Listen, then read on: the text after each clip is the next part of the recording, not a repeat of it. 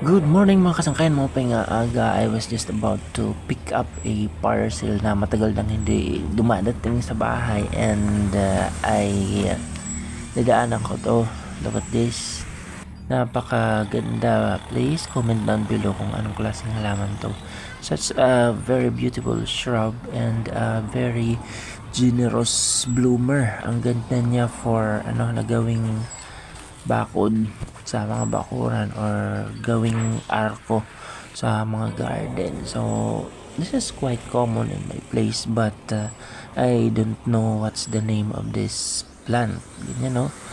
Very generous bloomer siya kasi ang dami ng kanyang tumpok tumpok na bulaklak at saka maganda siya, maganda yung kulay.